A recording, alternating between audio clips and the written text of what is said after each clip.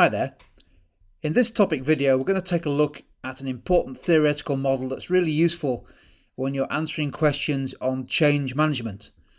And it's called Lewin's model of force field analysis.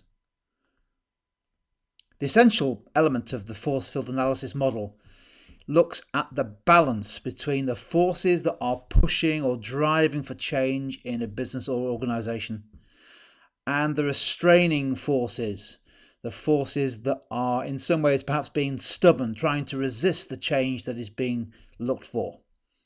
So force field analysis tries to assess the balance between these two different driving and resisting forces. Here he is, the guy who came up with the model some time ago.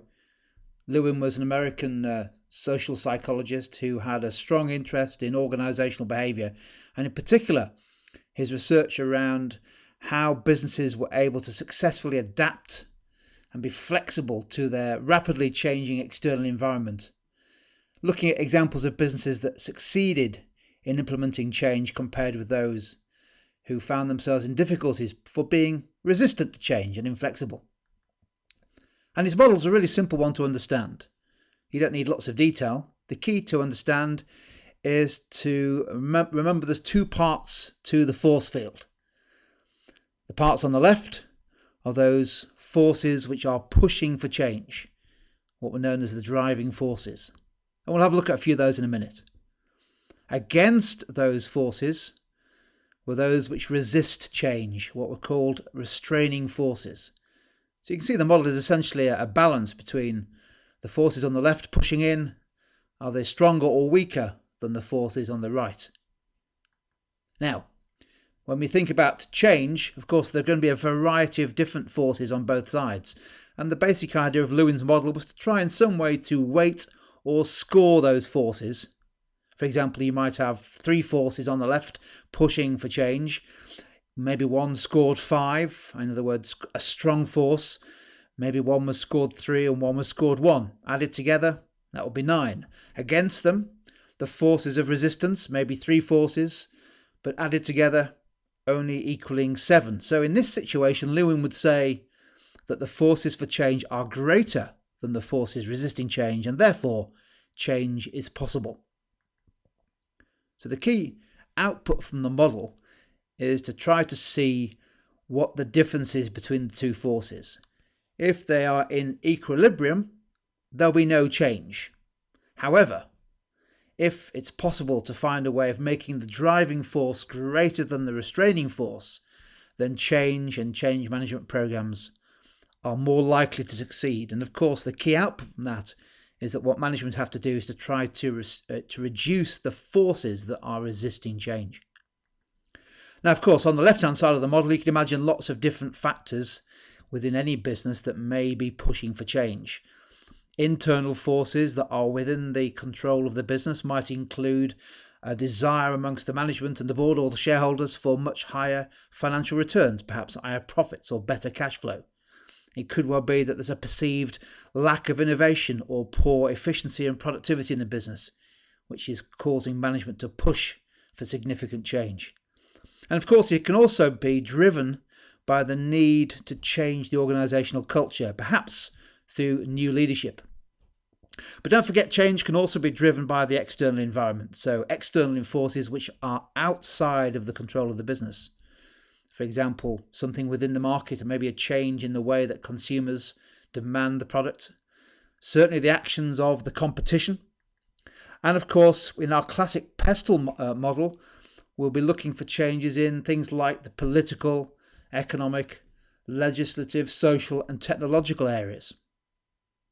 So there are lots of factors and forces that drive change in a business, but of course, as we know, in many businesses and organizations, change is resisted. Employees, staff, customers, other stakeholders in the business are stubborn.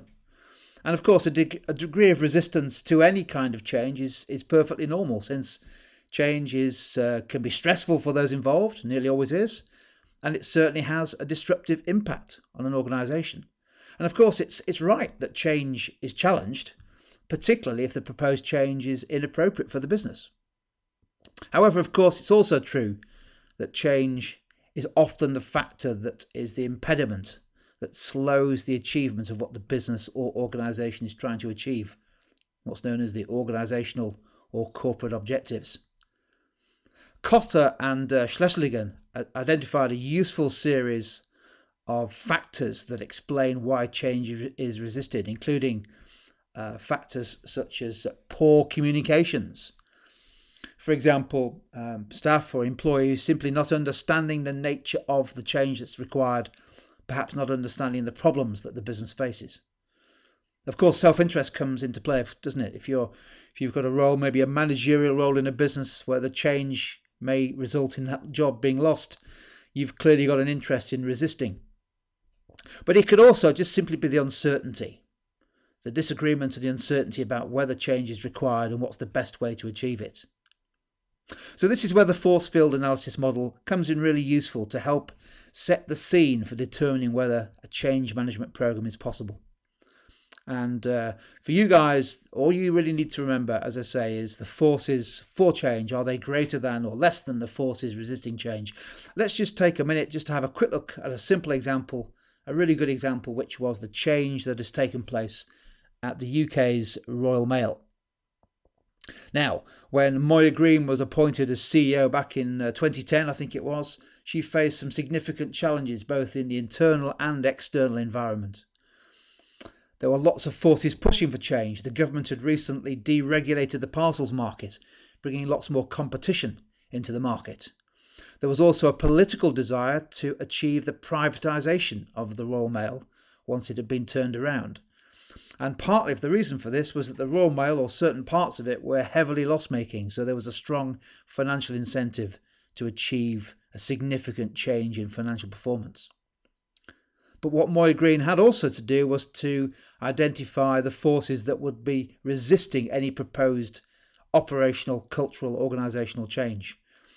Not the least being an industry that was, and to some extent still is, heavily unionised, with a culture that was pretty ingrained, with many people within the Royal Mail having worked there for a long time, but also significant uncertainty amongst the workforce as to what change would mean, having it being explained that it would almost inevitably result in a significant number of job losses, particularly as a result of the automation process that Moya Green was trying to push through. Now, as you look at the Royal Mail case study, you'll soon see that Moya Green was, over the long term, over a number of years, highly successful in reducing the forces resisting change and allowing the forces for change to take effect, and therefore making her case study as leader at Royal Mail one of the most interesting and certainly one of the best examples of how new leadership can effect significant change.